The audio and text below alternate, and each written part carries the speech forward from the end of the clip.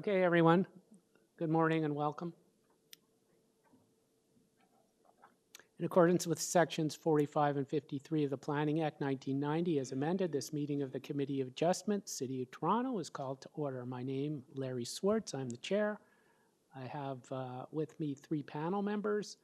I will introduce them. We have one remote. Her name is Ms. Sankar. We have to my left, Ms. Casson, and to my right, Mr. Fazeli. Committee of Adjustment considers applications for variances from the provisions of zoning that apply to property. It also considers permission to extend or alter lawful non-conforming uses and consent to sever property to create new lots. We acknowledge the land we are meeting on is the traditional territory of many nations, including Mississaugas of the Credit, Anishinaabe, Chippewa, Haudenosaunee, and Wendat peoples, is now home to many diverse First Nations, Inuit, and Métis people. We acknowledge Toronto is covered by Treaty 13 with Mississaugas of the Credit. Our hearings are now conducted in a hybrid in-person and virtual format. Some applicants make their submissions in person, others through WebEx, which is a digital platform. Meetings are streamed on the City of Toronto Planning YouTube channel. Anyone may watch this on YouTube. Those who want to participate virtually have registered in advance. They'll be connecting with their computer, tablet, or smartphone, and they can have the option of participating video or audio only. Virtual participants will be muted on entry. When the item is called, you'll be unmuted by the moderator. Please mute your devices until you're called to speak. Participating by video will be temporarily upgraded to panelist when your item is held, and then your camera will be enabled. You will be visible during your 5 minutes. At other times, you'll be disabled. You'll be reinstated as attendee. For all participants, the staff will share presentations submitted in accordance with written submission deadline. Those participating through WebEx are not allowed to use share screen during a video appearance. The host will remove you if you fail to respect your instructions. People attending in person who want to receive a copy of the decision must file decision request card. Those participating virtually need to submit written request for the decision by email. Please include your name, address, email address, because the Committee of Adjustment and TLAB, which is a Toronto local appeal body, will be sending notifications by email. If you don't agree with the decision, you may be able to appeal. We have appeals allowed to TLAB and in some circumstances the OLT, which is the Ontario Land Tribunal. However, appeal rights are restricted under the Planning Act and they're generally removed for third parties to appeal. Only the applicant, the Minister of Municipal Affairs and Housing, and specified persons in public bodies, as defined in the Planning Act, are allowed to appeal. Appeal instructions are set out at the bottom of the decision of the committee. In terms of the proceedings, I will call each item in the order that it's listed. When an application is uncontested, we'll ask the applicant or the agent if they want to proceed with a presentation, but first I'll canvass the committee. If we don't require a presentation, then the applicants may decide to defer to the panel to make a decision. The committee may ask questions or take the matter into committee for a decision, and each speaker will be given a maximum of 5 minutes to address the committee. I will comment when you're reaching your 5 minutes. Any presentation materials you may wish to submit should have been emailed in advance. Staff and committee cannot accept materials during the hearing. Please state your name and address when it's your turn to speak. Please keep your remarks to the matters outlined in the application. The applicant or agent goes first. They'll make a presentation. Committee may not entertain revisions to the proposals at the meeting. Committee may decide to defer the application if it's substantially revised, and those entitled to notice have been informed. Individuals either in support or opposed will be invited to speak. Generally call on speakers in the hearing room first, and those by WebEx follow. Committee members may ask questions of speaker after they've finished their presentation. When all speakers are finished, the applicant or agent gets an opportunity to rebut only those issues raised by the speakers, and that's the end of the discussion. Application will then go to committee for a decision. Okay, let's deal with the confirmation of minutes of the last meeting. We have a motion to adopt the minutes. Mr. Chair, through you, there are no minutes to approve at this hearing. Thank you. Are there any declarations of interest of panel or staff for any of the items today? Okay, thank you. Deferral requests. Mr. Secretary Treasurer, do you have any deferral requests? Through you, Mr. Chair, in the morning, item number 6, 40 Tollerton. We have a request by the agent for a deferral. Thank you. So item number 6 we'll deal with first. Let's deal with that in a second, but first of all, are there any files to be closed? Through you, Mr. Chair, there are no files to be closed today. Okay, so let's, so we're going to move item number 6 up to the top because it's a deferral request. Let's deal with that as the applicant's agent on the line. Is there anybody here to speak on it on the line? Is there anybody here in person? You can't hear? You can't hear me? Is that better? Okay, I'll try to keep, I have a soft voice, so I try to keep the microphone right in front of me. I thought I did, but thank you for letting me know. If anybody can't hear me, let me know from time to time, and I'll make sure I get here. Let's deal with the applicant for item number 6. Let me pull it up. Hang on a second as I pull it up on my screen so I can properly introduce it.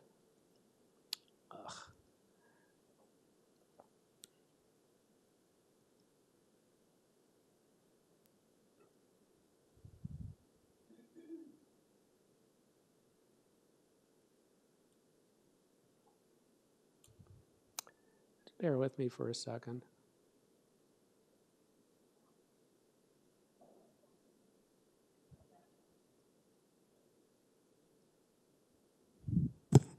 Mr. Chair, we have unmuted the agent. You have unmuted the agent. All right. So, agent, just wait for me for a moment. I'm going to introduce your item just for the record, but you're asking for a deferral, so I'll just make a very brief introduction, and then we'll go forward with that.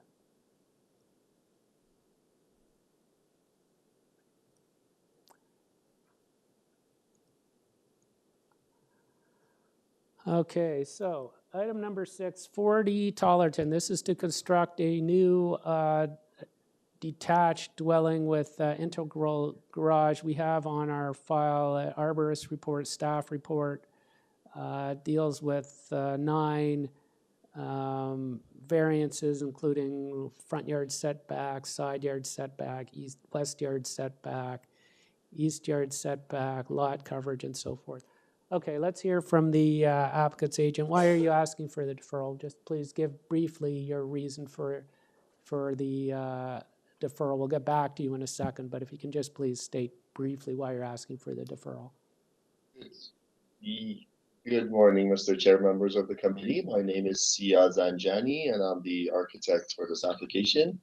And my address is 15 Allstate Parkway. So, Mr. Chair, we've been in contact with planning staff. We've made some improvements, but kind of very last minute on Friday, we got a letter from the local councilor's office, which predated all the changes that improvements that we made. So we've been in contact with the councilor's office, but they need more time to review the improvements and the changes we've made and address that. And then at the same time, the owner is trying to kind of reach out to a couple of neighbors.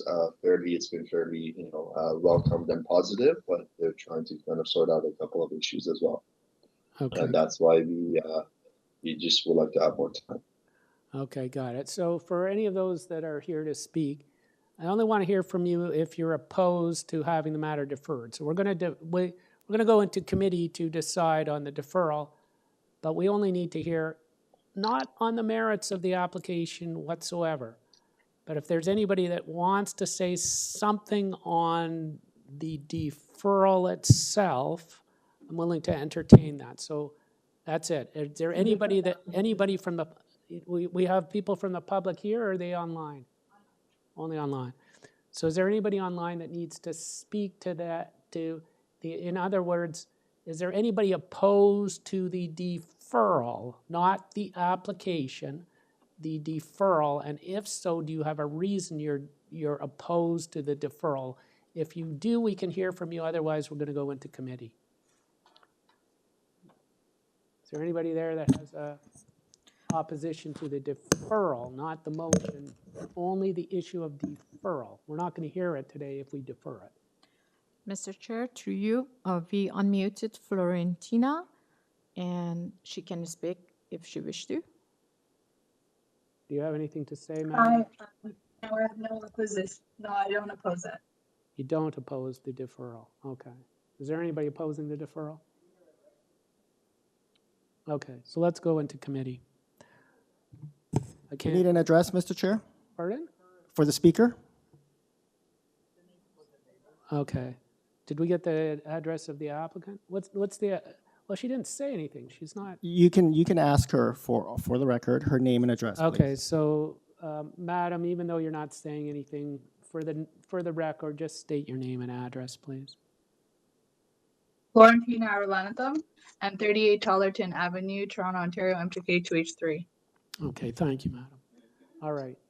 Did we get the name, for the record, did we get the name of and address of the applicant's agent? We got it? Good. Okay. And there's nobody else that wants to, she didn't really speak. Nobody's speaking. Good. Let's go into committee. Panel members, any comments on this, or do we have a motion for the deferral? Mr. Chair, I'm happy to move a motion for deferral for this application to allow the applicant and owner to discuss it further with the local councillor and neighbors. Perfect. Ms. Casson. Yes, I'll second that motion. Mr. Fazeli seconds. All those in favor? Thank you. I believe it's unanimous. There we go. Okay, thank you. All right, let's go on to item number 1.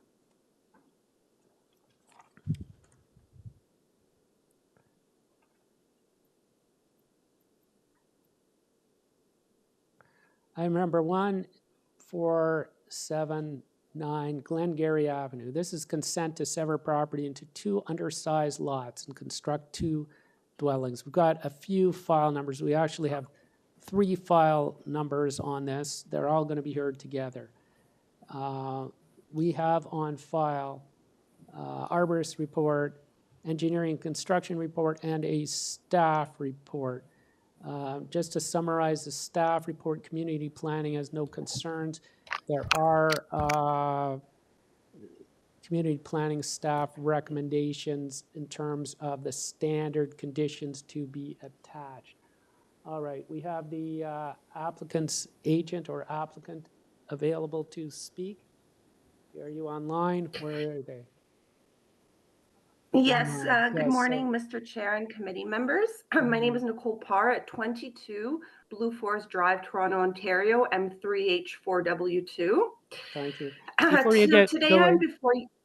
Before you Okay. get going, are there any changes to your application? No changes. Okay.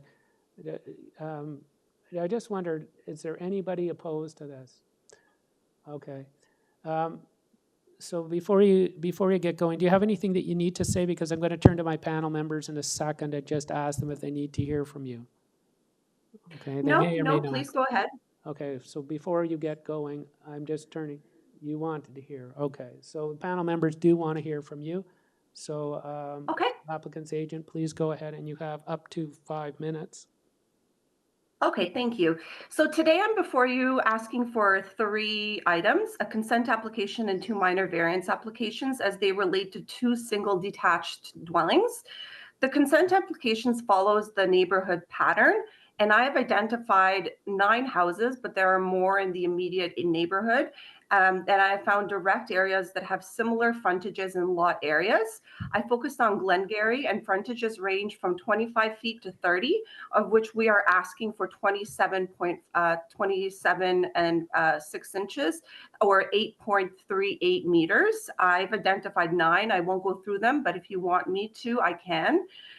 We believe the consent is appropriate for the neighborhood, and we have no letters of objection, positive reactions from both city staff and transportation. We understand all of their conditions and are happy to oblige and follow them. The houses will aid in Toronto's desperate market for new housing, and we believe they meet the 4 tests. For the minor variance applications, a few things I wanted to note. We cited the houses in line with the neighborhood, and we gave the best side yard setbacks we could, and to still give us enough room to design 2 buildings. These are not large buildings.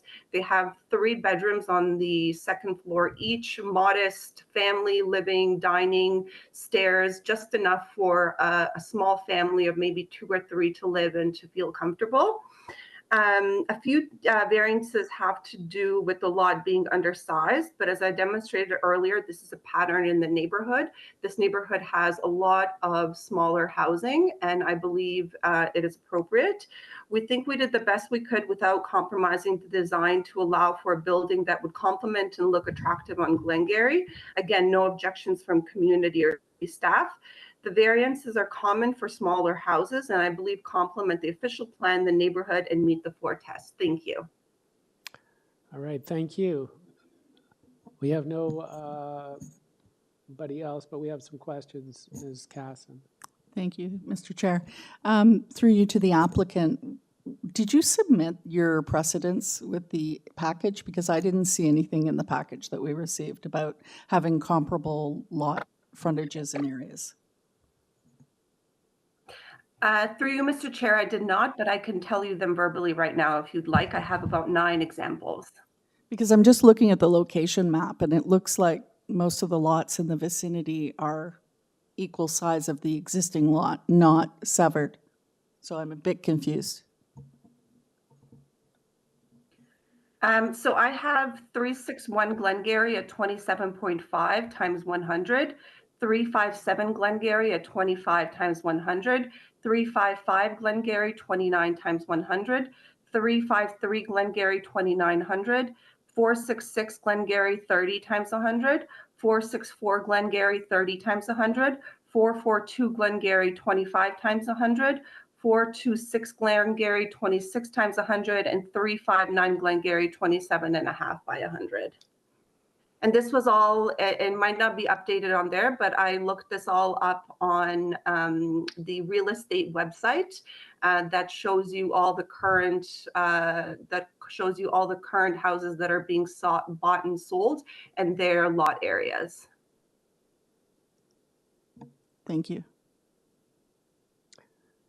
Other questions, panel members? Ms. Sankar, I can't necessarily always see you. I know that you're on line, but I'm presuming there's no questions. All right, thank you. All right, let's go into committee. Panel members looking for discussion, debate, or motion.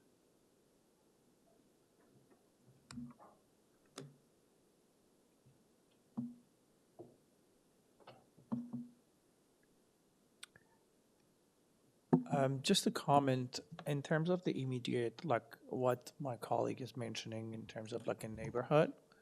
The addresses that the applicant mentioned, I can see the 464 Glengarry Avenue. I mean, I could see them. I'm not sure if they would be counted as the immediate. I want to share some comments here with my colleagues and Sure. ask for the thoughts. Because the other numbers that the applicant mentioned was like, it's not within the same street, for example, or immediate.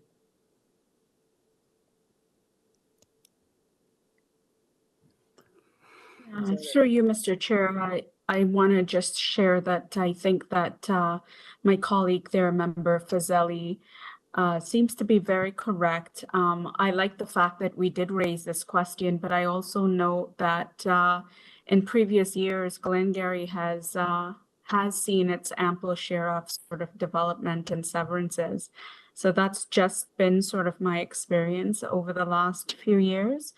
So even though it doesn't show here and she's gone through that list, I am tending or leaning on towards the side of understanding that and accepting that information.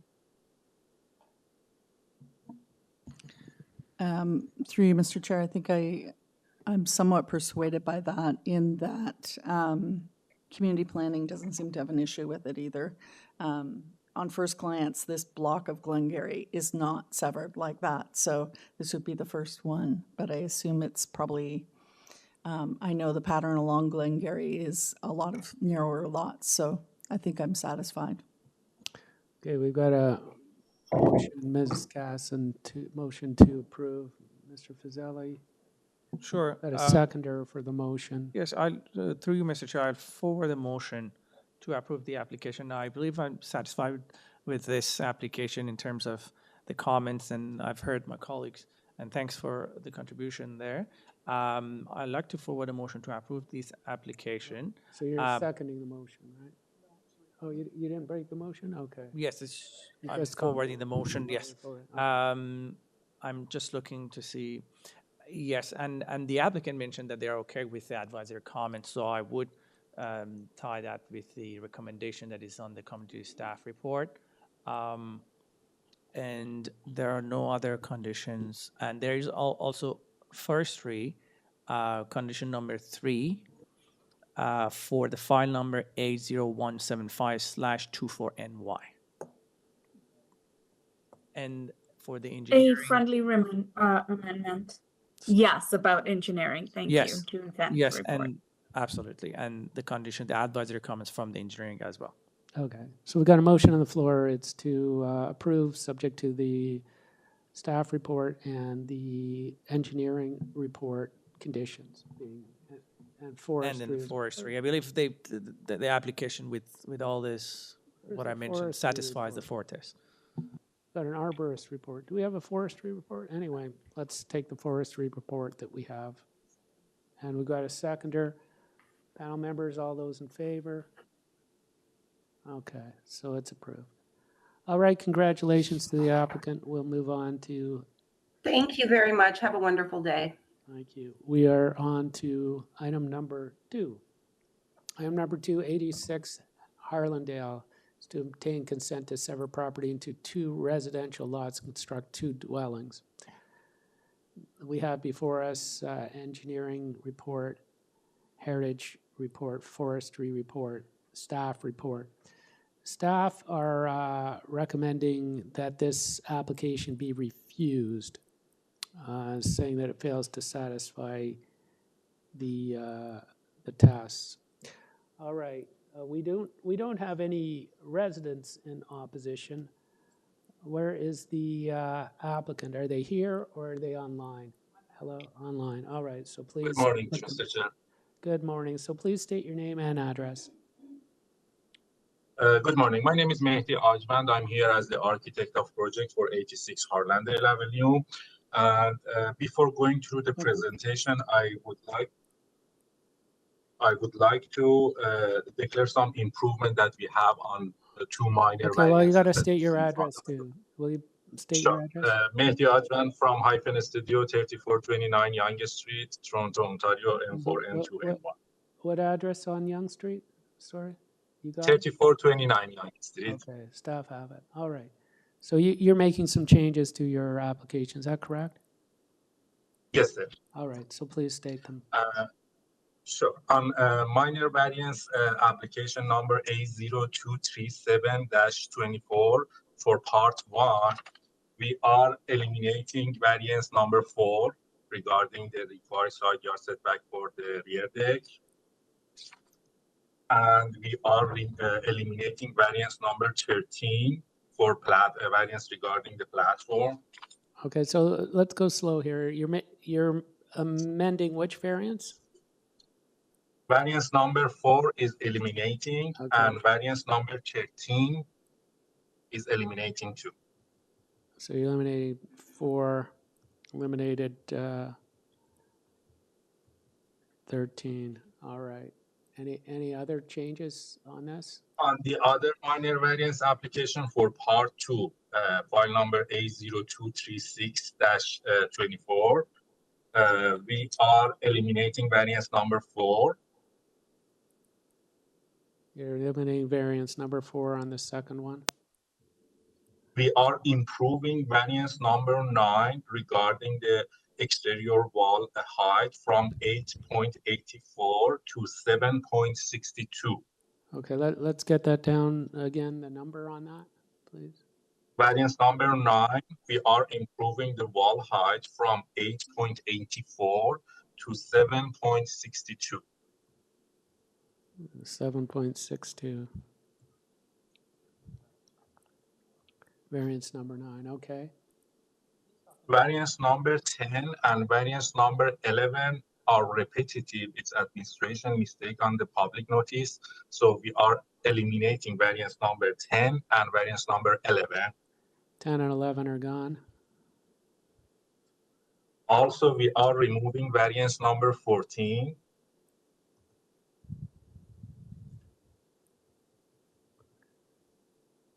And variance number 15 and variance number 16 are again repetitive and administrative mistake. So we are eliminating those two, variance number 15 and variance number 16.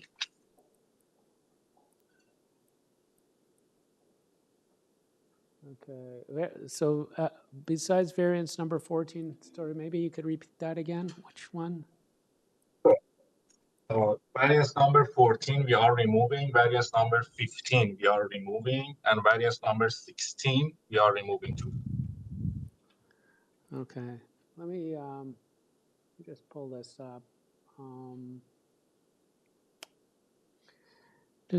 Just a moment as I just want to make sure I can follow along. I don't know if all the panel members are following along on this, but just one moment here, because I'm not sure the record of all these was in order online. Hang on a second.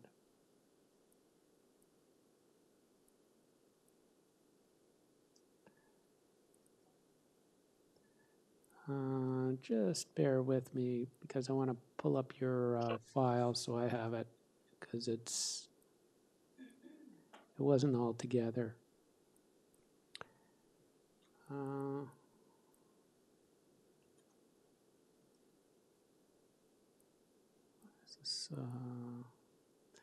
All right. Does everybody? Can everybody on the panel follow this?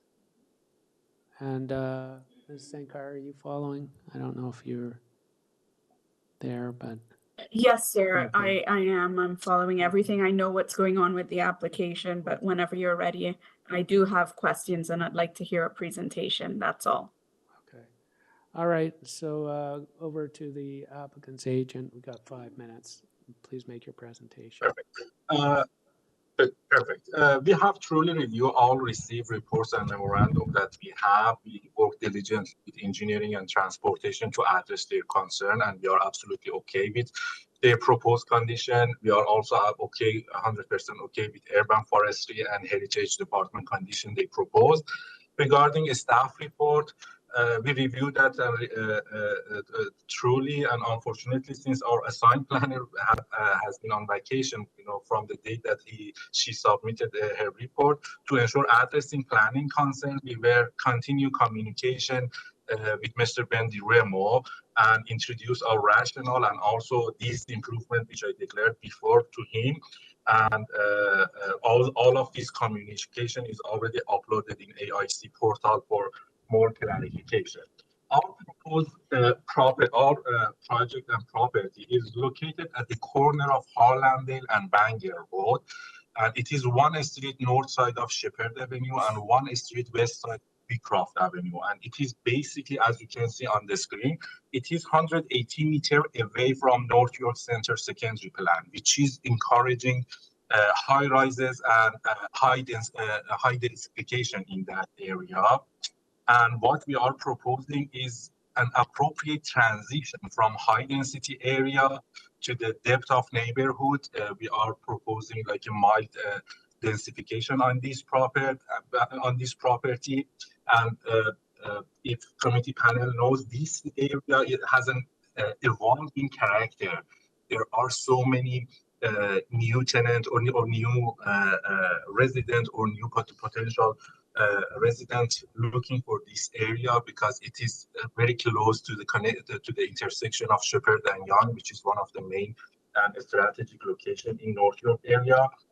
And we are also locating at the corner lot, which is minimize, the potential impact to the neighborhood. And through our design, we make sure that minimize all those impact as well.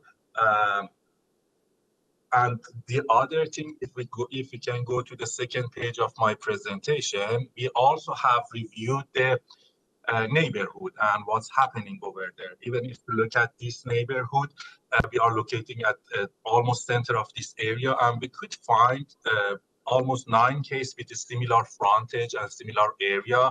Actually, one of them is less than that, 121 LPers, which is the lot size is 21 by 135. We have 2 other cases in the same street, 60 and 62 Harlandale and 115 and 170 Harlandale. These similar cases, we just reviewed it, based on a land registry. If you want to go to the depth of that, we probably can find more. And what I can say, again, this is evolving character of neighborhood over here. And we, as you can see, we are not the first, and probably we won't be the last asking for this kind of densification in this area. If there is any question regarding consent, I would be more than happy to address that. Otherwise, I can go through the minor variances. Do we have questions from the panel members? Yes, through you, Mr. Chair. The question, I'd like to hear the comment and response from the applicant. When I'm reviewing the community planning report, where it refers to the area, the properties, designated neighborhoods in the City of Toronto's official plan. And they emphasize that that the changes that they're coming to this with this definition of a neighborhood with the official plan must be sensitive, gradual, and fit the existing physical character. I understand that you provided some sort of a comparison, and I'm referring to the report where the comparisons are explained there, that, let me tell you, that it says out of the 390 lots, 4 have frontages and lot areas that are comparable to the proposed. However, 2 of the comparable lots are not in the immediate context of the property. And they also refer to section 4.1 outlines a development policy in neighborhoods, that they're preamble to the development criteria states that physical changes, again, has to be gradual and fit, and they refer to the immediate context as well, where the comparison has been made. So what are your comments? How could you convince me on this matter? Sure, that's actually a great question. Actually, that was one of our points regarding the staff report, which we talked about that with Mr. Bendirimo as well. After receiving a staff report, I submitted a late submission as the same sheet of drawing for precedent. I just indicating the location planning department review. Can I have it on a screen?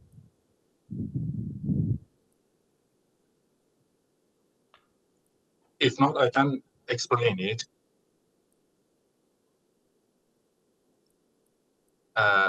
If we go to the page 2 of presentation document or that late submission that I submitted. Okay, perfect. If we go on page 2. Thank you. So the area that planning department has been reviewed, as they stated, it is limiting to Bangor Road, Harlandale, and Elmhurst. And our property is basically literally located at the southwest corner of that area. That's, I believe that reviewing that area, it doesn't show the actual and reality of character of neighborhood, because our property is located at the corner of Harlandale and Bangor Road, and the area has been reviewed by planning department, is started from that corner. So if we extend the, the area for reviewing to the Burndale Avenue, and we go one street west to, I don't recall the name of that street, Quilter Road, we're gonna see so many other similar cases. And interestingly, some of these laws are original laws. So it means that they didn't make it through consent. Those size of lot was originally was there. So that's actually the argument that, even those lots are not built through consent, that they were original lot, and it is part of the existing character of neighborhood. And we also have another thing. I know that, official plan talking about the existing character of neighborhood, but in terms of functionality and reality, there is something regarding evolving this character. Probably you know better than me. Beecroft is the age of North York Center design study, which is whatever property is located at the east side of Beecroft, the city of Toronto, encouraging high density, high rises building. We also have the same thing. If you look at this map on the Shepherd Avenue, on the north side of Shepherd Avenue, we do have so many approved and under review application for medium rise and high rise residential building. And we are just one street south of Shepherd Avenue. That's why we call it gradual densification. We are not located in a heart of neighborhood. We are located on the border of this neighborhood. And also these similar cases showing more precedent and similar cases for us. As I said, even one of them is smaller than us, but all other, if you look at on Burndale Avenue, we have two property 25 by 115. On Harlandale, same street, we have 225 by 117. And on the other side of Harlandale, 115, we have same thing, which shows that we are exactly not the new one. It's not something that we are at the first. And we are proposing 2 detached house, which is compliant with the definition of neighborhood in official plan, but it's on a smaller lot, again, which is not the first lot in the neighborhood. We have several sample for that. Thank you. Through you, Mr. Chair, I make a comment. I understand that there are comments about the density, like in that area in general. Thanks for sharing this. However, when the neighborhoods is defined by the official plan over that, we have it on the report as well, it clarifies where it talks about the immediate context. And I think this is something that I like to understand. What is your definition of immediate context? How do you define immediate context? Because when providing the examples that way further than the neighborhoods, but in somehow we could say, yes, within like 3 blocks north or east or west, but what would be the difference between immediate and then the broader there? Because that's what they're trying to make a point. Okay, so the immediate, there is no number for the distance from that one, but what I can say, we had a couple of parameters to consider for that. Basically, the neighborhood definition is vague. We call it 120 meter, someone call it 500 meter. But for our case, even 2 example on Harlandale, they are just 7 number east side of us. It is at the same street, and just we are 86, they are 60 and 62. Okay, and also on the other side of Harlandale, it's just 1, 2, 3, 4, 5, 6, 7 lot. 7 lot on the east, 7 lot on the west. We have a similar situation. And interestingly, those lots are original lot. It's not, they didn't make it through consent. I mean, those lots were there from day first. we can call it immediate. Obviously, we don't refer to immediate as adjacent. Even in case of adjacent property, we are on a corner lot. We don't have adjacent property on one side, but locating at the same street with the common sense distance, seven number is not that much. And also from the other side, when we go to the south side of Bangers Road, just one street, just two number going to, we're going to reach to the Shepherd Avenue. And we have, I know that 110 Shepherd Avenue East, 121 Shepherd Avenue East, all of those are mid-rise residential buildings. Some of them are mixed-use commercial residential, and some of them are all mid-rise residential buildings. Then I call these samples as a immediate neighborhood. And on top, we are just proposing two detached houses. Again, we are still complying with the definition of neighborhood, but those detached houses are just on a smaller size, a smaller lot, which is not, again, the first one in the neighborhood. Okay, thank you so much for sharing this. All right. Ms. Sankar, any questions? I think that Member Fazeli did ask some of the things I wanted to, and I just wanted to double check if the applicant was aware as well of the heritage comments and the fact that that will be a bit of a process as well, because they are noting that the soil and the disturbance of the soil itself may contain specific, as they put it, soil disturbance and activities associated with the redevelopment of the property can be impacting archaeological resources. So they need to do an assessment. Yes, definitely. Yeah, we reviewed them, and we are totally okay to do the appropriate and legitimate archaeological assessment to make sure to not have any negative impact on. Our proposal doesn't have any negative impact, and that's going to be a part of our condition in case of approval for the consent. All right, thank you. Just for the applicant, I mean, so the reason my question is about the, are you a little surprised that there's no neighbors here opposed to this?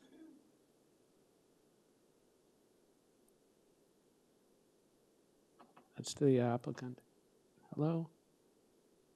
No? Yes. Why are no neighbors opposed to this? It's very common, Mr. Chair. If you allow me to just give you an example, I used to live in that area, and it is very common, a little bit north, north of Cemetery, we have, so many development, undersized townhouses on a Church Street, on a Horsham Street. There are so many upcoming, development approval in a neighborhood, and we had a chance to talk with some of our neighbors, and they were totally okay with what we are proposing.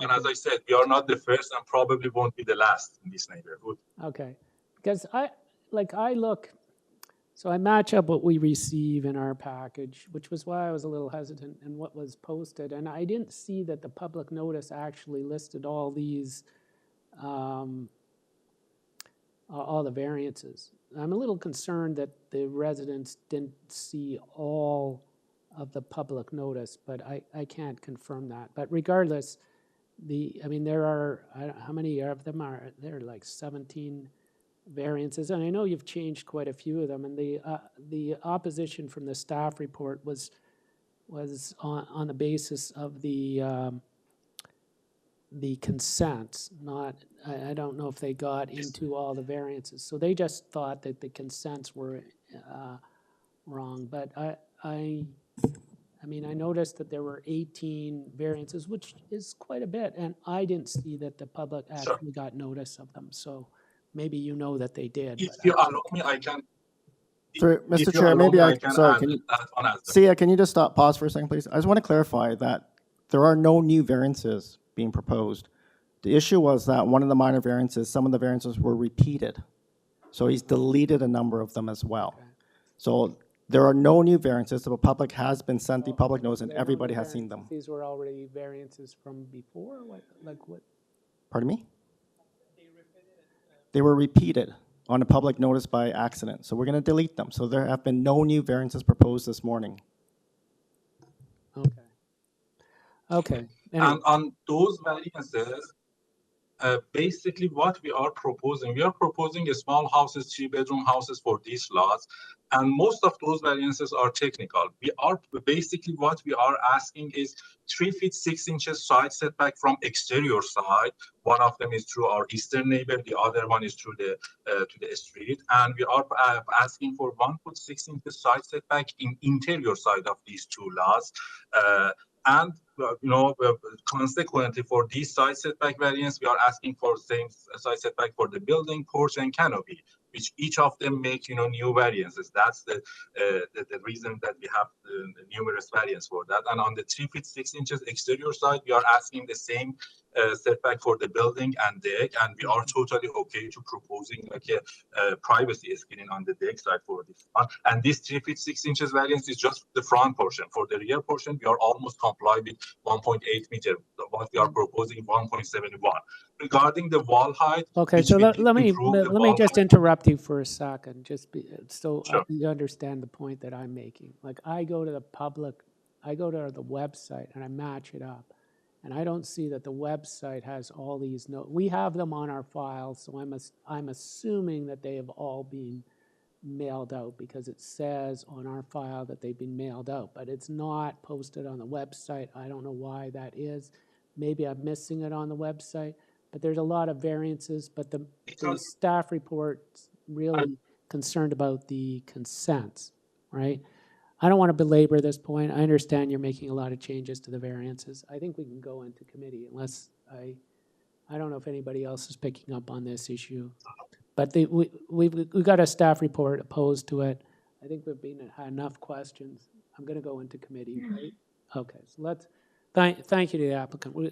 We're going to just go into committee. I don't think my comments are going to change anything. So let's go into committee, and I'll look to my panel members if there's comments or questions on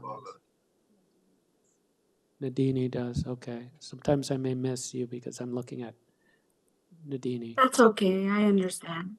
That's okay, Mr. Chair. I guess what has concerned me, and I'm looking to my fellow colleagues here just to see if they're worried about it. I think it's more than just the consent that the staff has pointed out. They talk quite a bit about lot frontage.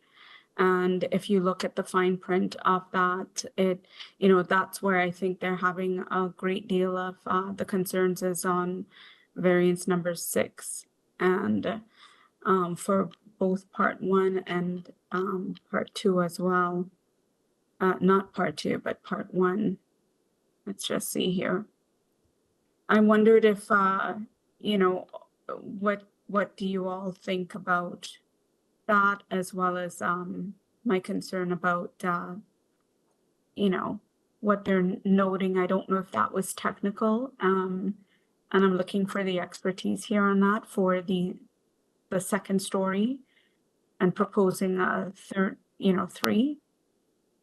Can I address that, or it is in committee? Oh, hang on a second. Is Nadini or Ms. Sankar, we're in committee. Are you asking a question of the applicant, or yeah, okay. So, no, I was asking of my committee members. Yeah, that's what I thought, they because I thought wanted the to bring in applicant started any talking. So we don't need to expertise. hear from you, Mr. Applicant. And thank you. I think I need to correct myself because I said that they were mostly concerned about the consent. Well, I think they were mostly concerned, but they do talk about the lot frontages and the variances in addition to that. So anyway. Yeah, and even with the removal of the repetitive variances, it's still quite a lot when you think about it. It's like 18 moving down to 15 for the most part. Many of them are, can be perceived as sort of minor. But I also am concerned about the fact that, I'm looking at that map and it's really sparse in comparison to, how many homes are actually there. And I do know that it is a difficult area. While some have done the severances, I do know that that's quite a difficult area, which is really shocking again, that I I don't see any opposition here, just like you, Mr. Chair. But looking to hear what other members say. Yeah, well, so to me, it was a little bit confusing about whether the public notices actually went out. Mr. Chair, I can confirm, I just checked right now on our AIC. I see all 3 applications available to the public, the consent and the 2 related minor variances. Okay, I didn't see them on the website. I don't know why. I have them right here in front of my screen. They're on the website? Yes, they are. Okay. All right. Ms. Casson? Through you, Mr. Chair, I think these applications, to me, don't meet the 4 tests. I think that it fails on the consent, in my opinion, and I take the comments from planning and the recommendation. They've done the survey of the surrounding area, and they've come up with a very limited number of lots that are half the frontage of the existing lot.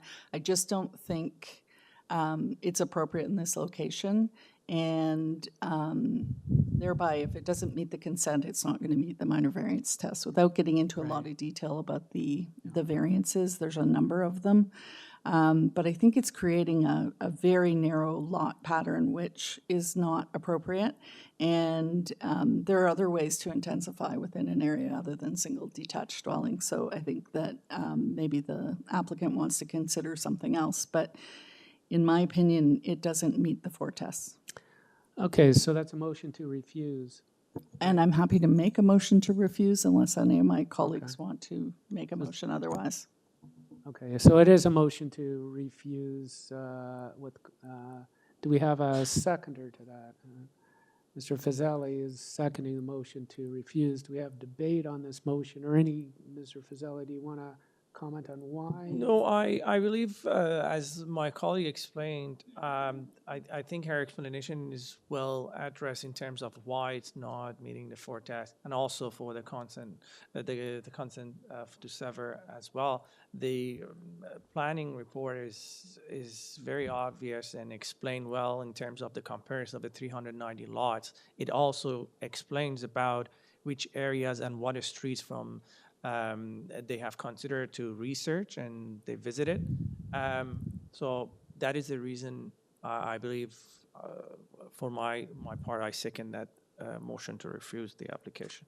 All right, so we got a motion and we got a seconded. I don't know if we have any further comment on it. I think you've already, Ms. Sankar, are you saying anything or are you motioning to vote on it? Because okay, so let's put it to a vote. All those in favor of the motion to refuse, and it is unanimous.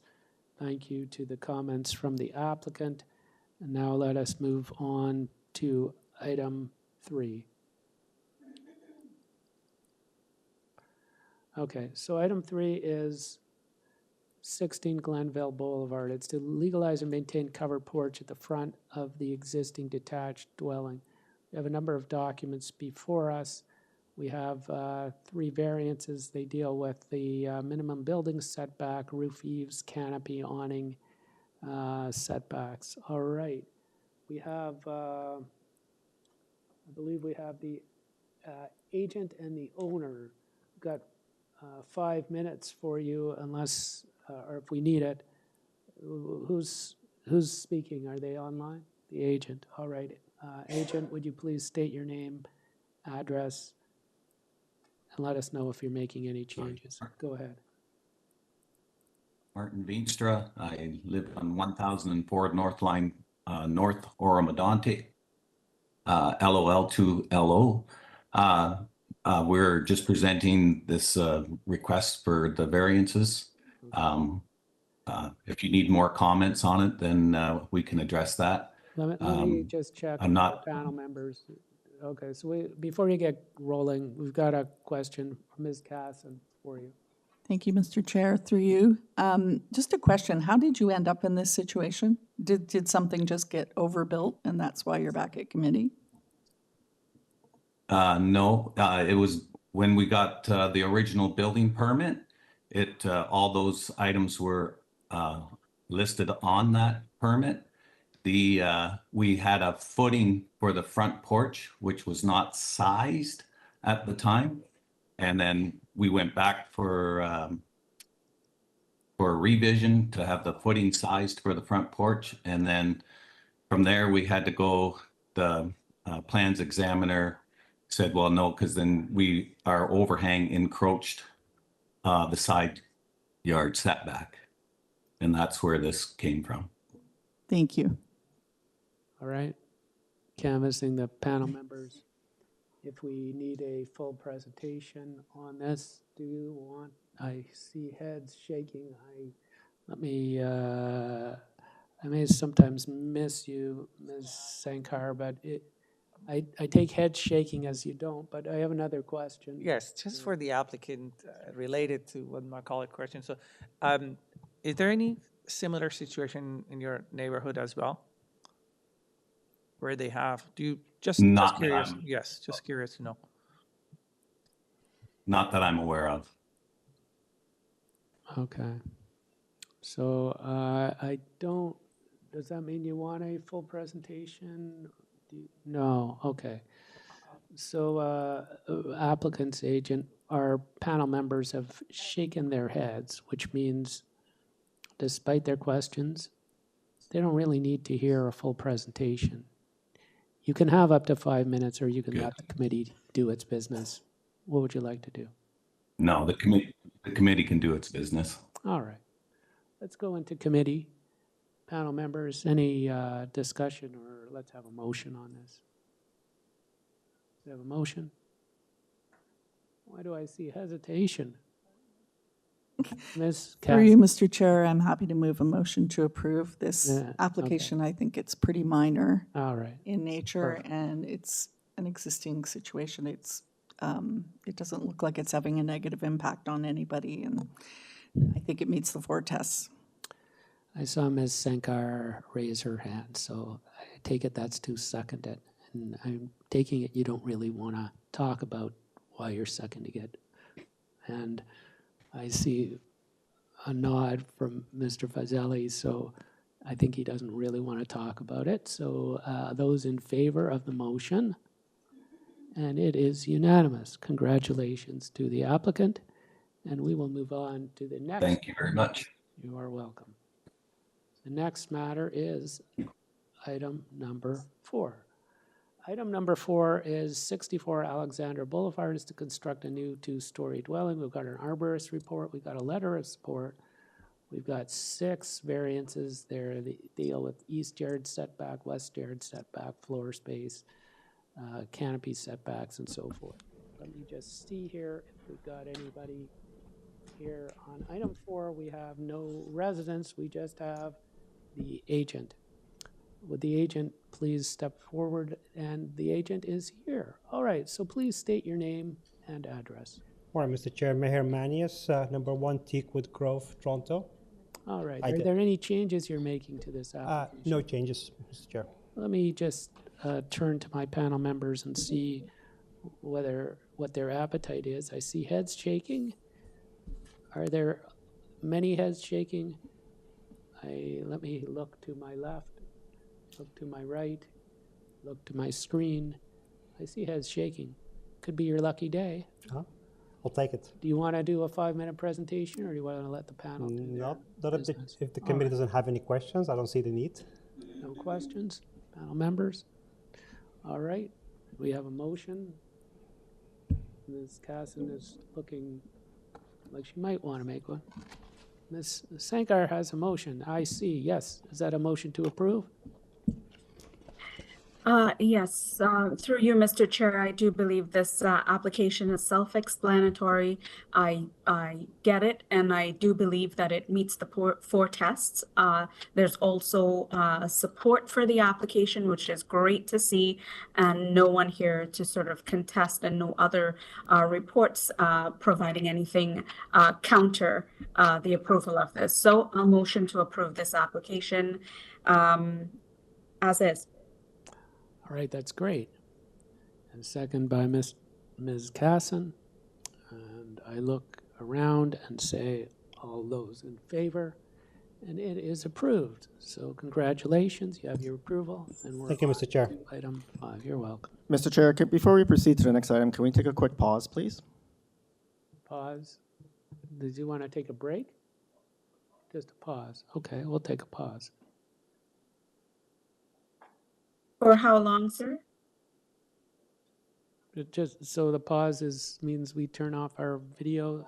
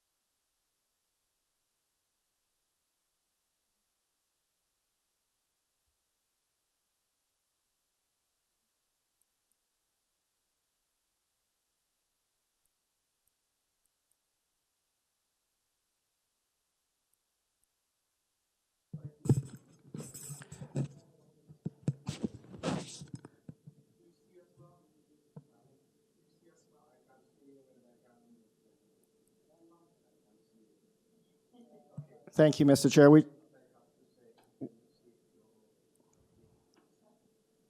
Thank you, Mr. Chair. We just took a pause just so that we can assist a member of the public that they need to see your lips when you speak. Thank you very much.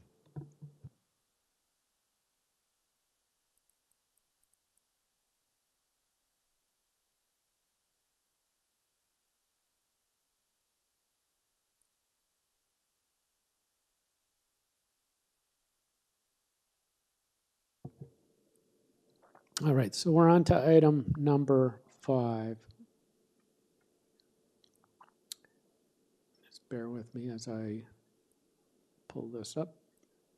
Item number 5 is 46 Barclay. And it's a proposal to construct a new dwelling. We have arborist report, forestry report, 2 letters of objection, and a staff report. A staff report has conditions that it recommends. We have a number of we have 9 variances. To summarize them, they deal with the front yard setback, floor platform height, height of south side exterior main walls, proposed building length, and so on. All right. So we have a applicant. Where is the agent for the applicant? Are they here? No. Oh, We good have morning. a resident here, but we have a applicant online. So please state your name. Yes, my name is Glenn Rubinoff. I'm the agent for the owner on this application. Your address? My address is 18 Gloucester Lane, Toronto, Ontario. And do you have changes that you're making before we get going? No, there's no changes proposed. We did have a discussion with city planning staff, and the staff report summarizes a lot of the clarifications. Thank you. All right. Okay. So if you can please go ahead, you'll have 5 minutes. Thank you. I don't intend to take very much time. I'll just quickly go through 46 Barclay Road. This is an application for a new home on the property. It falls into through the zoning review process. It's been identified as a technical 3-story home. It's actually a 2-story home. What creates the variance for the 3-story, and it has an effect on a couple of other variances, is because of the basement height being closer to grade than the finished first floor height. It's fairly straightforward. We've gone through committee in this area and other areas, and city planning has also, in their comments, outlined that the reason for some of the balcony variances is related to the fact that they're calling the main floor a second floor, and as such it triggers a balcony variance. The other thing that staff comments about is the wall height, which sometimes confuses people. This is to permit a window projection above the eaves. It's not that the wall is that high, it's just a projection beyond. This is a fairly standard application. And the city staff has asked to be built substantially in accordance with the south side elevation drawing, as that shows the window that goes above the eaves in that regard. But there are several comparable redevelopments in this area. One of which relatively recently is the one on by my colleague Drew Laszlo, 28 De Quincy Boulevard, where it's very similar in that it's a technical 3-story. So just to be clear, our intention and the way in which it presents is very much in keeping. We provided several photos and a map to illustrate that this is not an unusual application. I think sometimes it presents the variances as being something more than it is, but that's a fairly standard configuration in the area, and we do respect the rules of zoning, and that's why we reached out to city planning staff, or they reached out to us, and we explained that they were fine with the application. Thank you very much. All right, thank you. Panel members, questions of the applicant? And by the way, we have 2 neighbors in person. All right, questions? Mr. Fazali. I think I let the opposition ask, because I've read some comments in the opposition letters, Okay. so I'll just So pause. we can come back Exactly, and thank talk to the applicant further, but unless there are questions, let's hear from the residents. And let's start with Mr. Kornblum.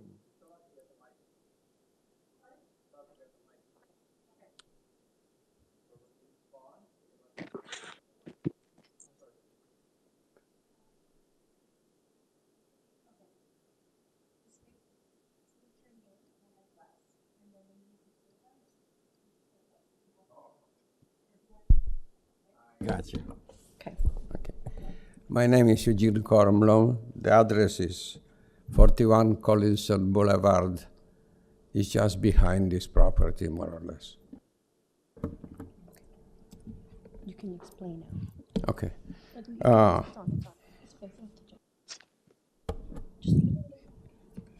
I had the following objections to this. Some of them are minor, some of them are major. The height of variance number 3. The exterior wall is by about 16% higher than required by the bylaw. Variance number 6. They propose 3 stories, while the bylaw limits the maximum number of stories to 2. I don't believe this is a minor variance. There are no other stories building in this street or in vicinity. Alternatively, does it mean that from now on any lot can have a 3-floor building in this area? What are the conditions? Please rule of this.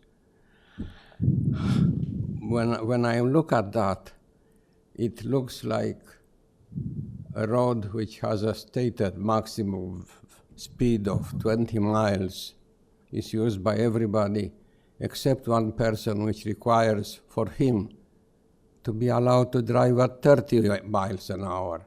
And he says, well, my car is rated, is a little bit smaller than the others, so please allow me. It should be the same rule for everybody. Variance number 8. Maximum number of platforms at or above second story is 1. They want 2. However, as on variance 9, they want to increase the size from 4 square meters to 8 meters, more than 8 meters. On 8 square meters, you can have quite large gatherings. That will allow disturbances created by probably cooking, barbecuing, eating and drinking, partying, lighting and noise. Why not late in the evening? This is unusual in this neighborhood. If a third floor is the associated platform is allowed, they will present a permanent privacy intrusion for the properties around.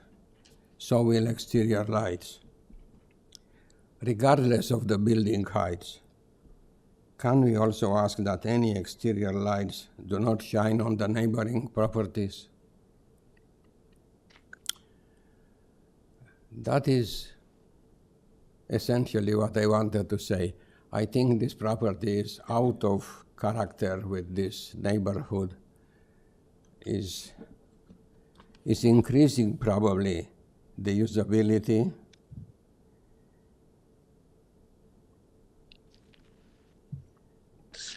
And it will affect the surrounding properties. I see I was short. Thank you. Thank you. Should I, if you have questions, can I come closer? Yes. Panel members, are there any questions of the resident? I see none. No questions. Thank you for your presentation. All right. We have another resident. We have 2 residents here. So you get up to 5 minutes. You can split it between the 2 of you if you want. So let's go ahead. Let's start the clock. Go ahead with your 5 minutes. Please state your name and your address. Hello, I am Benjamin Alter, and this is my father, Ian Alter. We live at 44 Barclay Road.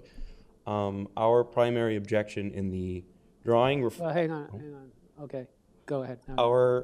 Our issue with the application is a shared tree on the property line. It's number 6 in the arborist report.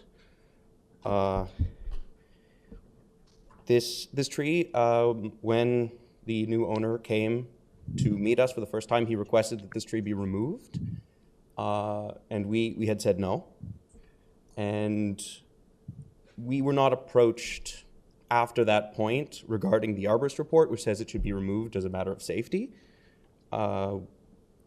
So it was a shock that it was in the application to be removed. As well, the diameter dimension is inconsistent between the different drawings, between the survey, the different architectural drawings at different dates, as well as our measurement. We got it as large as 67 centimeters, measured 1.4 meters above the ground.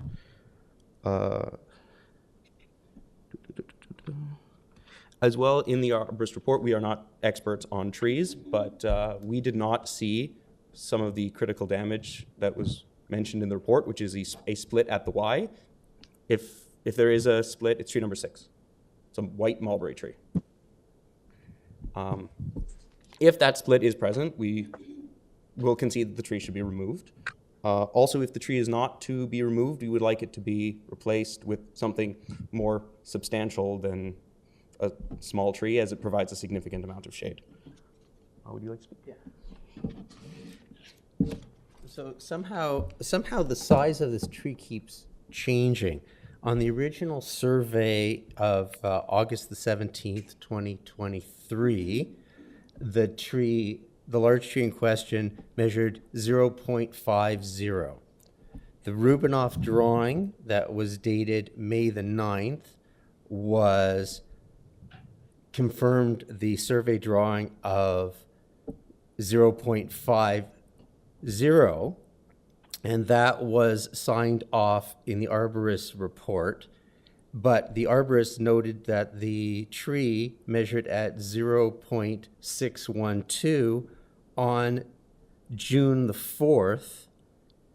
But when the drawings were redrawn by Rubinoff on June the 17th, the tree shrunk from the original 0.50, confirmed by the arborist at 0.62, and it became 0.35. And there's a photo of me near this beside this tree, and that's the tree in question. And the other tree, which the drawing has, the last June the 17th drawing Rubinoff has at the same size. If you would please go to the other drawing. They've said there's one other tree right beside that. on either side of that drawing. Da, da, da, da.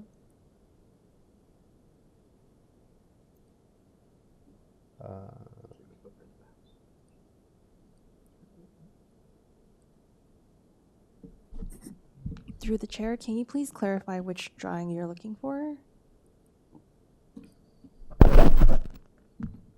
Which drawing, because they're having trouble finding. The tree is there. It's in the corner, the bottom right corner of the house. It conflicts with the house. I see. So it's the bottom right corner of that picture, of that drawing. That drawing. Okay. I think I see it. Does anybody else have trouble seeing it? Okay, so continue on. So up until we saw the arborist report, which suggested that the tree was not healthy, we believe that the reason for taking down, the primary reason for taking down the tree was the tree protection zone that would radically impact the shape and square footage of the house. So the new owner of the house has had it in for this tree, which is probably about 80 years old or so. It's 20 plus meters high, and there's photographs of that tree. And if 30 seconds just to... Sorry, okay.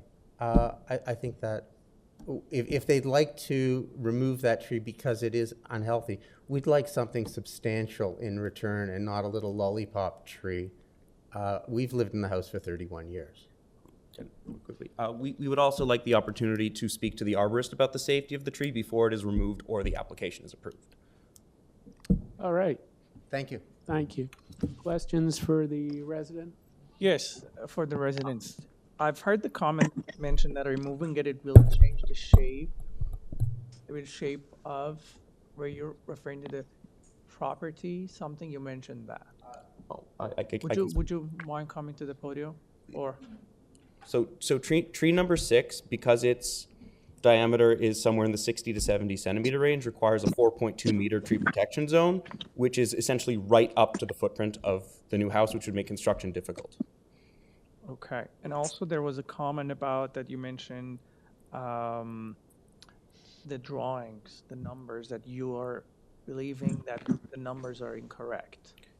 So the numbers are inconsistent in the different surveys and architect reports, and our measurement conflicts with that as well, taken in the manner that is recommended at 1.4. You were referring to, sorry to interrupt you, you were referring that those numbers are mentioned in the arborist report, correct?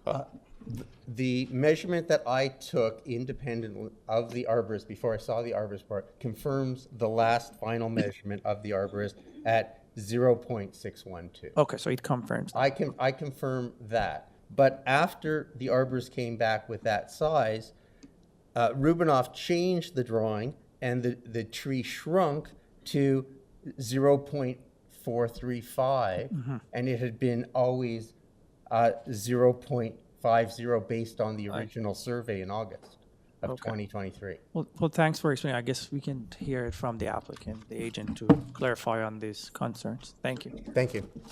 All right, thanks. So we've heard from the residents. Applicant, you have any rebuttal? If you do, if you want to address solely those issues raised by the residents, then you'll have up to 5 minutes to do that, but nothing new, just to discuss the residents' concerns. Hello, thank you very much. Just with regards to the arborist report and the survey with regards to the tree. Surveyors, when they do a survey of a property, a topographical survey, they measure the location of trees. They don't always measure accurately the diameter of the trees. Their surveyors are not doing a tree inventory per se. That's why we hire an arborist who does proper study and report, and that's what we rely on. So when we start with a survey, that's what we start with. But when we start working on our site plan, we do engage with an arborist to ensure that the measurements are taken correctly and accurately, and that's why the numbers are different. But I would never rely on a surveyor diameter mentioned, just because I know that they might take it at the base or they might take it at 6 feet above the ground. It really depends on whatever that individual arborist is doing, but it really relies on the city, on the surveyor. But it really does rely on the arborist, who has been retained and has prepared a report about not just the diameter, but also the health of the tree. And that report has been submitted. And of course, one of the conditions, if this goes forward, one of the conditions is an application to forestry, condition number 2, which is an application for a private tree. So of course, we recognize that this is part of the process with the city, and we respect that process.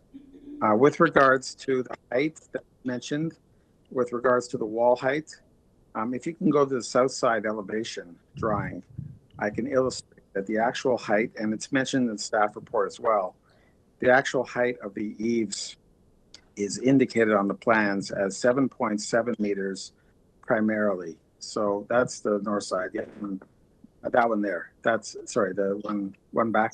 Yeah, that one there. You see where the eaves are primarily located are at 7.7 meters. Where it rises up is just for the window area. That's where the variance is for. So the difference between the bylaw and what the majority of the roof is quite minor. And this is in relation to minimizing slope inside, but also allowing windows to be placed.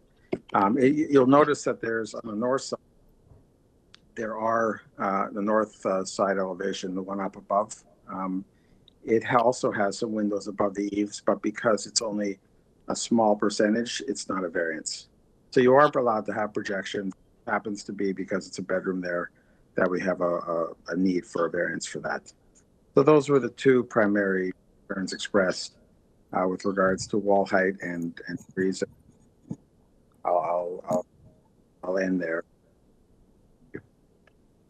All right. Through you, Mr. Chair, could we ask a further question of the applicant? From the first speaker, he had a concern about the size of the platform. I think two things, actually. The difference between defining the house as 2 or 3 stories, so maybe you can comment on that. And then the increased size for the platform, I believe it's at the 2nd story, which is the main level of the house. But if you could just elaborate on that. Yeah. Yes. No, thank you very much. That's a good. Just So- for your answer, And just just to follow-up. sorry to relate to my colleague's comment, also the first applicant mentioned about also the windows and the privacy. If you could address these 3. Thank you. Okay, sure. Well, first I'll try to address the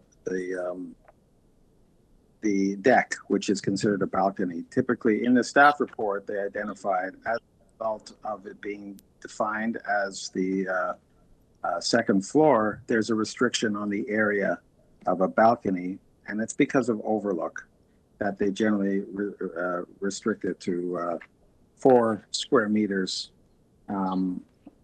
And it sounds like it's quite large, 8.15 square meters. But just to be clear, a deck, if we were to lower the basement, that variance would disappear. It's a deck. It doesn't really factor into there's no restriction per se on the size of a deck. But because of the definition as determined by the level of the basement, it does factor in as a variance related to that.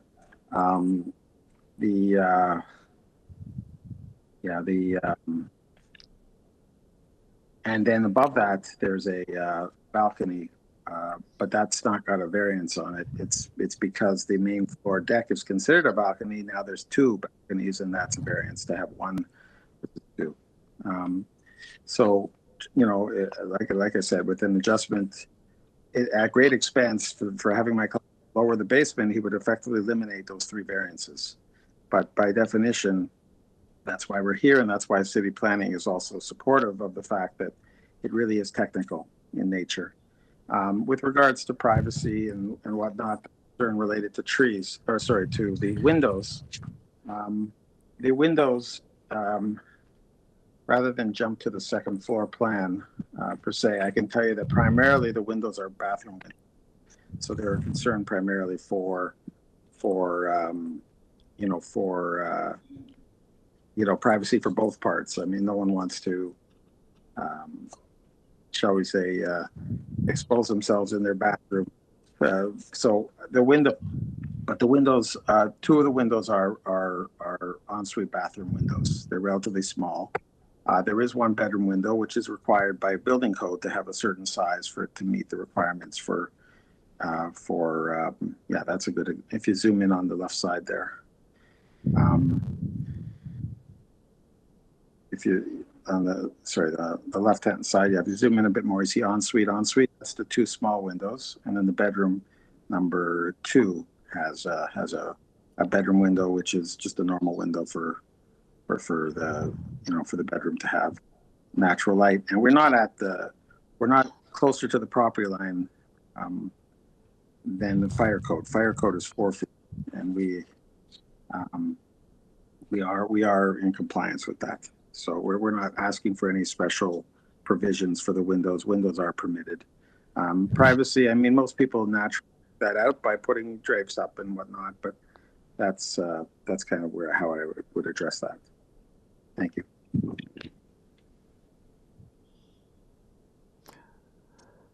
All right. Just looking at my panel members, I think we've finished the questions to the applicant. We're ready to go into committee. Let's go into committee. Panel members, looking at you. If we have a discussion by panel members. Yeah. Okay. Thank you. You're not. Well. Okay. Discussion. Through you, Mr. Chair, I'll start with the discussion. I think a couple of things to point out. The variance for the 3 stories, they're essentially 2 stories above grade, as in a normal house, 1, 2, the main floor and the second story. The reason for the 3rd story variance is because the house is raised up at the basement level. So zoning counts that as 3 stories. So just to let you know that. The other thing I want to point, and the same with the 2 platforms. Normally, it would just be a deck at the main floor level, off the kitchen, I assume. But it's considered a platform because, again, the basement's raised. So that's why the request for 2 platforms. So the only platform that is of a larger size that they're requesting is on the main floor, raised above the ground. No, the other one is, Well, I don't think we should. I think it's only one platform. We're in committee now, so we should really engage with the resident. Sorry, we So can't. You can't ask questions. I just double checked the public notice. I'm pretty sure it says 1. Yeah.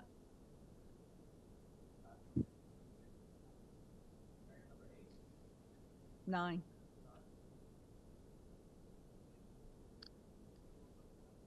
It's kind of hard. I read that as 1, and I looked on the plans, and the balcony at the second floor was 2-point-something meters off the master bedroom. So it's not 8 square meters on the second floor, just to clarify. No, you can't talk. We can't have Sorry. this discussion unless No. we come out of committee. Would you like to come out of committee, Ms. Cassidy? No, I think we're okay. I don't think we need to come out of. Sorry, the way the process works, I can't even talk to this resident, but I can explain to the panel members who I'm sure are well aware of this. Once we've heard everything from all the participants, which we've done, we then say we are in committee, which means we don't discuss anything more with anybody except ourselves. So we cannot hear from residents. Ms. Casson is very familiar with that. I'm just saying this so that the public understands. Sorry, and I'm just trying to clarify for the benefit of this resident who is, Right. having issues, That's so. not a discussion with the No. resident, it's just amongst us as panel members. Ms. Casson is now explaining what she sees in relation to what the resident has raised, but not engaging in any further discussion with the resident. And then regarding the forestry concern, or the tree concern, I guess, of the second residence, as the applicant did indicate, they have to apply for a permit to injure a tree, and forestry takes care of the details regarding that. So we cannot determine that it needs to be replaced by another tree. That's up to forestry. And I believe that is part of their process. They determine what kind of tree and where it should be located. So, but that would be part of the permit process. So I just wanted to make that clear. So I don't know how many other questions or discussion that there are from our committee, but I'm happy to make a motion if there are no other comments. Well, seeing no comments from the committee, and we cannot hear from any resident anymore because you had your 5 minutes, I'm going to go to Ms. Casson for a motion. So Mr. Chair, I'm ready to make a motion to approve this application, subject to the community planning report recommendation from July 24th, 24, that the proposal be developed substantially in accordance with the south elevation drawing submitted to committee on June 21st, 24, attached to the report, and subject to forestry condition number 2. I believe that this application, the request for variances are relatively minor, and I think that it meets the 4 tests. All right, so we have a motion to approve, and I look to my panelists, and we do have a seconder. Would you like to comment, Mr. No, I Fazeli? second the motion. I believe what my colleague explained, I agree with the explanation, and I think the applicant clarified in terms of the stories and the technicality through zoning, also about the forestry. My colleague mentioned as well. I agree absolutely. It is in their jurisdiction to comment on that. We cannot add any condition of replacement or anything, but they have to apply for it. So for those reasons, I believe the application meets the 4 tests. That's the reason I second. All right, so we got a motion on the floor. Any further debate on that? Looking at my panel members, I see none. All those in favor of the motion, and it is approved. Congratulations to the applicant. That concludes that matter. Now we'll go into a 10-minute break. Thank you. Now 11:40. We'll meet back here at 11:50. Thank you. I don't think we can talk anymore.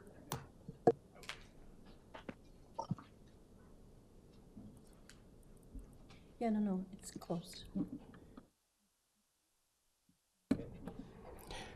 Just to verify, are you going to look at the request of the lights not projected?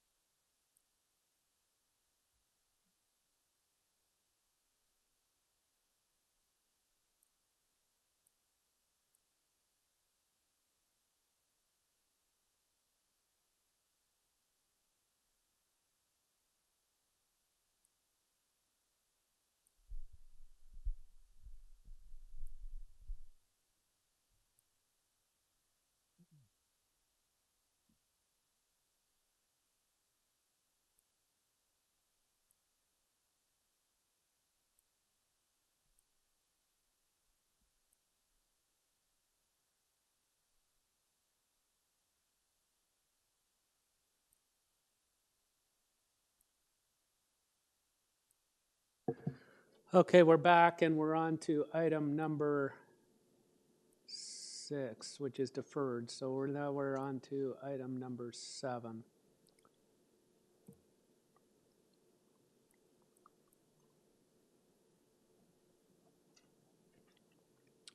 Okay, so item number 7 is 40 Hillsdale Avenue East to construct 2-story addition in the rear of the existing dwelling. We've got a forestry report. We've got letters of support. We've got a letter of objection. We've got a Metrolinx report. We've got 5 variances: proposed east side yard, proposed side setback, proposed building depth, eaves, and so forth. We've got an applicant here, an agent. You're the agent for the applicant? Yes. All right, so please state your name and address. Good morning, Chair and members of the committee. My name is Marco Razzolini from Sakura Design, Inc., 94 Lakeshore Road East, Unit 201, Mississauga. All right, do you have changes to this application? No, we do not. Get going. Okay, so you've got 5 minutes. Go ahead. We've got an applicant. We got a neighbor, right? A neighbor is going to speak. Yeah, 5 minutes. Go ahead. Okay, sounds good. So the application is for a rear addition to the existing dwelling.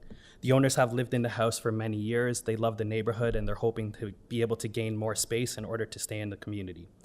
The variances proposed, starting from the front of the dwelling, include a side yard setback variance for the front porch and a landscape area variance for the front yard. Both of these items are technical. The front porch already exists, and the proposal only seeks to reduce the projection toward the street, just to allow for more space for the parking. If we were not altering the porch, these would not be required. There is a side eave encroachment, which is triggered by the rear addition. The rear addition is permitted to be built in line with the existing dwelling. However, the eave is not granted the same allowance, and as such, we're requesting this variance. Regarding the rear porch, this is also a setback from the east side. Similar condition to the eave setback. We're permitted to build the living space in line with the original house, but the bylaw doesn't grant the same allowance to porches or eaves, and thus we're asking for a setback on the east side to allow for the porch. This is sort of related to the living space in the basement, which the building depth will touch on. So to simplify construction, we've kept that side of the house in line with the existing dwelling. The owners both work from home, as is the case for many people these days, and they were looking to add a home office as part of the addition. So the proposal includes adding an additional living space below the rear porch. And since this living space is included, the building depth is actually taken to the end of the porch instead of to the rear main wall, which is above grade. If there was no living space below the porch could remain in place with some minor adjustments, and there would be no limit on how deep that porch could be. So the building depth variance is only triggered by the living space below it. We've tried to lessen the impact by keeping the porch as close to the dwelling as possible, not extending the depth of it. And overall, we do feel that these variances are minor in nature in order to be approved today. We're aware of forestry's report. It does seem like they don't have concern with the house itself, only this porch. The porch, as noted, very much feels like a technical issue to be considered as of right if there was no living space below it. We're hoping to have a conversation with them to see if we can come to a resolution, as well as there are the other technical variances that aren't really interfering with the trees that we're hoping are approved today. We're aware of the letter of objection from 402 Hillsdale Avenue. The owners, the applicants, have made significant effort to ensure that this neighbor was in favor with the design before proceeding with this application. They went as far as entering into a financial agreement with this neighbor, which was acted upon. So we're very surprised to see that this letter came through. The owners shared plans as well as the arborist report with this neighbor that outlined the addition. And we're hoping that if we're approved today, we can continue the communication with them in order to come to a mutual agreement, which we thought we already had. We did have a letter of support from him going back to that. We have 29 other neighbors in close proximity that are in support of the application, and I would be happy to answer any questions about the proposal. question. Yes, through you, Mr. Chair, I'd like to ask a question about variance number 5 and then 4. Variance number 5, the soft landscaping, the percentage, 41%. Why do you think this satisfies the 4 test? So this is an existing condition. It's only being triggered because we're altering the front porch. If we weren't changing the front porch, it would remain the same. There's a parking pad that's probably making up the majority of that area for it to be considered hard. I would say like most of it, well, not most of it because the numbers aren't there, but about half, I guess the other percentage here is a garden with a tree on it. So there's not much that we could do to alter that. It's sort of an existing condition that we're working with. I don't know if that answered it. If you could bring up the site plan, maybe that I could help address this. Maybe the next page. Yeah, so the dark shaded area, I guess the mid gray tone area there at the front, that's an existing porch, which we're actually reducing the depth of. Most of it already is an existing condition. We're making it smaller. The left side of the house, so west side of the house, there's a parking pad there. The east side where the tree is, there's an existing garden there. We're not making much of any change to the front landscaping. This is only being triggered because right now the front porch, I think maybe we're taking about 18 inches off the depth of it. We're increasing the landscape area. If we weren't doing that, then How much would that, yeah, if you weren't doing that, what would be the numbers for the soft landscape? I think they would probably be the same, maybe even worse. Okay. Yeah. Similar numbers, right? Yeah, it's similar or yeah. Okay, thank you. All right. I take it that's all the questions we have of the applicant. So we've got a resident who's on the line to speak. Do we? Yes. Hello?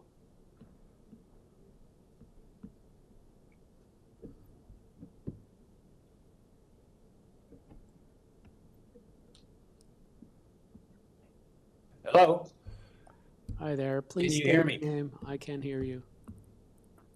Very good. Please state I'm, your good name. morning. I'm Jim Sproul. I live at 402 Hillsdale Avenue East, and I'm on the east side of 400 Hillsdale Avenue East. All right, you got 5 minutes. Go ahead. Thank you. Homes in this area have been here for decades, and it's always concerning when some homes get leveled or additions are approved and monster homes service that change the character and enjoyment of the neighborhood. And these changes, affect property valuation, and affect the aesthetic enjoyment of one's property and whatnot. There are issues that I have regarding the proposal that are outside the zoning bylaws that I wasn't aware of when I reluctantly agreed to the addition. I've lived here for 35 years. Homes in the area are very close together. For example, my home is 0.76 meters or 30 inches from 400 Hillsdale. I get 0 morning sun, as my other neighbor on the east side of me had a similar addition done 2 years ago and blocks any easterly sunlight in the morning. Living on the north side of the street, the only sun I enjoy on the front portion of my home is mid-morning. Currently, the afternoon or evening sunlight I do get into my backyard and onto my back deck and into my home. It comes into my dining room, comes into my kitchen, upstairs into my bedroom and washroom, and offers a very pleasant amount of sunlight into my home. With the addition of the two-story extension, plus the covered porch, which I wasn't aware of on the west side of the extension, will not only totally block my view of my backyard, but the shadowing effect of the proposed extension will prevent any at all afternoon or evening sunlight from the west or northwest into my house, on my deck, or my rear property. grass, plants, flowers will be in jeopardy to survive. And as we all know, homeowners' backyards are a selling feature. There's no question about that. I sought professional advice from my real estate broker, as well as several other area real estate agents, and had them come over to my house. And to a T, they all warned me that the addition will have a significant negative effect on the valuation of my property if I decide to sell. For people that lived in a neighborhood for decades, as I have, their home and the value of the home is critical. And Sorry, I don't want to have to interrupt you, but the Well, it's committee okay. I've got a few more minutes, so- doesn't make a decision on values of homes. We make planning decisions, so just to help you with your presentation. Okay, fine.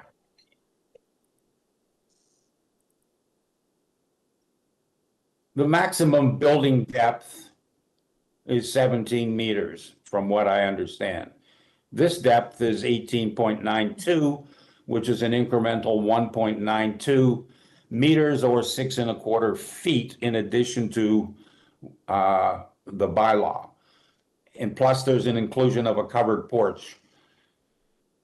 I present to you that this is not a minor variance as suggested in the document.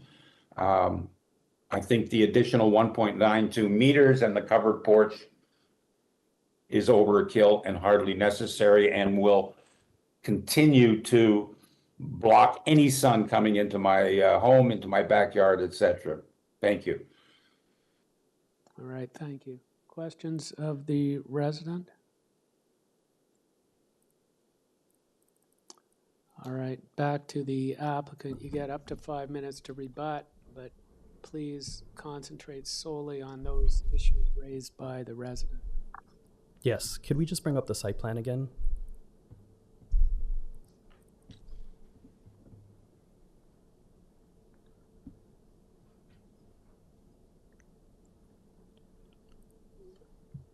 Yeah, okay, so I sort of touched on this during the presentation, but the building depth that we're requesting, the 18.92 meters, is measured to the extent of the covered porch, only because it has living space below it. The depth of the house above grade, first and second floor, is only 16 meters. So we're not even at the 17 meter allowance. There is no FSI variance. There's no variances related to the addition itself. This is, again, just seeming more of a technical variance. The porch could still exist in relatively the same design if there was no living space under it, and it would eliminate the variance. But we're here to request a variance to allow for that additional living space. Okay, anything else? I think that covered a lot of it. Like, to get back to the sunlight, again, the variance, there is no variance for the addition, and the porch could be designed as of right without the living space underneath it. I would note that these plans were shared with the owner prior to even filing for committee, prior to us locking down the design. We've gone through a significant amount of effort since that point, and we're hoping that we can maybe come to another resolution with him after this, but we're hoping that we get the approval today. All right. Panel members, I take it no final questions of the applicant. Is that correct, or we do have a question? Through you, We Mr. do Chair, have- just one question. It looks like there's a number of trees in the backyard, which would also affect sunlight. I mean, would it not? The amount of sunlight that the neighbor might experience would be affected by the number of trees providing shade in the backyard of either property, it looks like, from the Right. plan. So is the question, is us removing the trees going to cause an adverse effect to shadowing, or? Not I don't really. know It if I just looks follow. like even from the street view, there appears to be a very large mature tree in the back of the yard, which I would suspect would affect the amount of sunlight that somebody might experience. Yeah, there are trees on that side of the house already, so there's not much sun getting to that part of the house. That is correct. That's what I was just trying to confirm. Sorry about that, yeah. All right. No further questions, I take it. All right, let's go into committee. panel members, looking to you. Discussion or motion? Through you, Mr. Chair, I think, well, if there's any no comments, I want to hear some comments. If not, I'm okay to make a motion. I just have one comment to add that I think that I would put a condition that the covered porch, the rear covered porch, remain unenclosed as a condition. As it is, as the variance really affects the underground portion, so. Is that a motion then? Do you like to make, or you're trying to help him with this? Yes, absolutely. Okay. Thank you, Ms. Casson. Yes, I haven't seen my other colleague, sorry, Ms.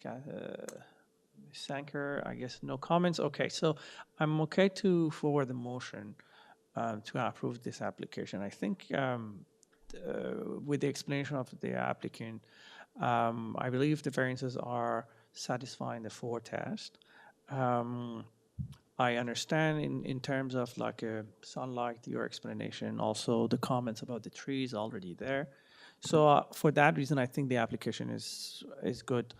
So I forward the motion to approve this application with the condition of the forestry that we have. It's forestry condition number 2. And also I would like to tie that the rear covered porch remain unclosed. So this is my motion. All right, so does staff have that? So, all right. So we got a motion on the floor. We have a seconder of that motion. I see Ms. Casson is seconding it. And I see another hand up on the screen, so why don't we call the motion then? All those in favor? And it is approved. So thank you to the presenters. Congratulations to the applicant. Let's move on to item number 8. Item number 8 is 20 LESGAY Crescent. It's to construct a new detached dwelling. We have on file an arborist report, a counselor letter, a letter of support, Metrolinx report, a planning report from community planning. We have 12 variances. Just to summarize, they deal with north side yard setback, south side yard, front yard setback, height of the building, and so forth. The community planning, although report, just to summarize, although they have no concerns, they ask for standard conditions, which they've put in their report, and the counselor's letter, just to summarize, expresses concerns, including landscaping and privacy. There's no residents here in opposition. Online, we have the applicant's agent. Would we please have the applicant's agent come forward? State your name and address. Yes. Hello, good morning. It's Glenn Rubinoff from Rubinoff Design Group. Yes. And your name and address? Your address then. So it's 18 Gloucester Lane, Toronto, Ontario. Thank you. Before you get going, any changes to this application? So let me just start with 2 things. The staff report asked that we made some adjustments to the to 2 variances, so I would like to do those first. Okay.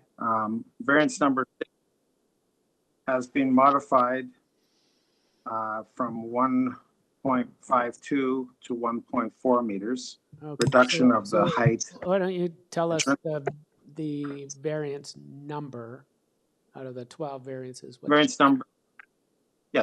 So variance number 6 has been reduced from 1.52 meters to 1.4 meters. Right. And the elimination of variance number 8 for the front yard landscaping.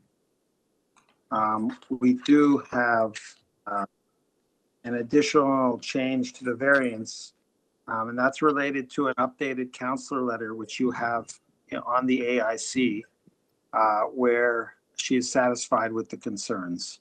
And that's related to the fact that we've reduced the coverage, variance number 7, from 37.74% to 36.4%. You're saying we have this counselor letter on the. So there was an original letter from Carol where she Mr. Chair, was it's on the screen. concerned about this It's up on the application. screen. It's on the screen? Yeah. Hang on. Okay. So that came in today. Yeah, so we basically, that came in today. Yeah. Right. So in combination with the changes we'd already made, which he was unaware of, we also made this additional change to reduce the coverage from variance number 7 from 37.74% to 36.4%. Okay, does staff have note of all these changes? Thank you. All right. Yes, we have provided modified Okay. plans, site plan. Before you get going with your presentation, let me just canvass my panel members. I'm presuming they still want a presentation, but do they? No, they do. No, the panel members are and do the panel members have questions? They understand everything. They're shaking. They don't even have questions from you, Mr. Applicant's agent. So. Okay. You don't have to do a full-blown presentation. You don't have to do much of anything if you don't want to, but it's up to you. So the panel is willing to go into committee unless you want to make a presentation. They've understood. I'll proceed, yes. Thank you. Sorry, Mr. Chair, there's a resident listed on this item, is that right? No, this is. Oh, no, sorry, I've got the wrong item. Item number 8 has no resident, right? Okay. All right. The only thing we had was the counselor letter, and the counselor has now indicated by further letter today that they have no objection. Just through you, Mr. Chair, just to review this for myself as well, if the applicant just comments it. So I got the variance number 6 changed to 1.4, and then the other one that he changed, variance number 7 to 36.4. So I'm looking at the landscaping is 58.5. I mean, I'm just want to amplify. And we've eliminated variance. Sorry? Yeah, number 8, we've eliminated variance number 8. So that Eliminated. landscaping we now comply with. Okay, so you're eliminating variance number 8, correct? Yeah, that's correct. Okay, because we were losing your voice, but thank you. All right.